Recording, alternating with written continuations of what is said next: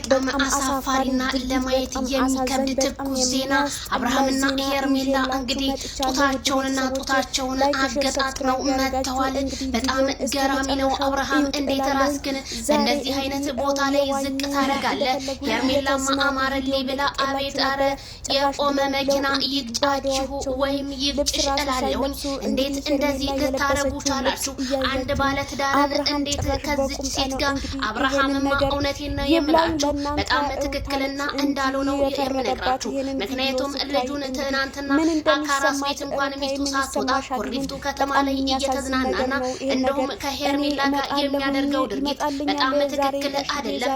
ይሄ ከባለ ትዳር እየወጣ ነው። ከሀገራችን ባህላችንን ወጋችንን የሚያስንቅ ስለሆነ አብርሃም ግን ወደ ራስ ብትመለስ እንደኔ መልካም ነው። ስለዚህ እውነትን እንፈርዳለን፣ እንናገራለን፣ እናያለን፣ እየሰማንም ነው።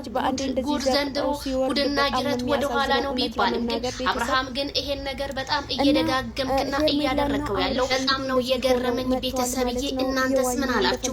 አብርሃም እውነት ከሄርሜላ የምትርቅበት መንገድ ግን እንዴት ጋሽዬን ታሳፍራቸዋለህ? ጋሽዬ እንደዛ እያለቀሱ እኔ ልቤ ቆስሏል፣ ልቤ አዝኖበታል። አብርሃምን መርቄ ልኬው ዛሬ እሱ ግን አልባሌ ቦታ ላይ እየተገኘ ነው እያሉ ነው። ታዲያ መቼም ኦዲየንስ ማለት ህዝብ ነው። ኦዲየንስ ማለት አንተን የሚከታተል እህት ወንድም አክባሪ ነው። ግን ያንን አክባሪህን አብርሃም ታደሰ ለምን እንደናክ ግን ግራ ይገባኛል። ምንም ቢሆን ለሰው ልጅ ሪስፔክት መስጠት አለብህ። ከዚህ ቦታ ላይ ተመለስ ስትባል መመለስ አለብህ። በጣም ነው የሚያሳፍረው። ግን ተገጣጥመዋል። ምንም የገጠመ ያረ በጣም ግጥምጥም ብላችኋል። እንደሱ ሳም ማታረጋትም ነበረ። ሳም ብታረጋት ደግሞ ጥሩ ነበረ። ሳም አርጋ አልሳመችው። ፎቶ ነው እየተነሱ ያሉ ቤተሰብዬ።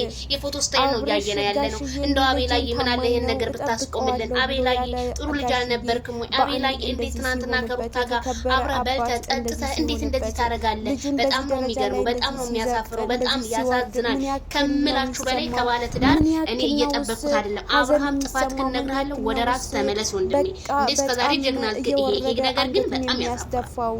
በጣም ነው የሚያሳዝነው። በጣም ነው የሚያስከፋው። እውነቴን ነው ምላችሁ። ልጃችሁ በዚህ ልክ እንደዚህ ሲሆን በጣም ያሳዝናል። በጣም የወረደና የዘቀጠ ነገር ስለሆነ ማለት ነው ቤተሰብዬ። በጣም ነው የሚያሳዝነው። እኔ በዚህ ልክ ይሆናል በዚህ ልክ ይወርዳል ብዬ አላሰብኩ ነበረ። አብርሽ ማለት ነው እንደዚህ ይሆናል። ይሄው ሌሊቱ ሁላ እያነጋገረ ቀን ሙሉ ሁላ እያነጋገረ በዚህ ነገር ሆኗል ማለት ነው። በጣም ነው የሚያሳዝነው። እውነት ለመናገር በጣም አሳፋሪ ድርጊት ነው ይሄን ድርጊት ማለት ነው።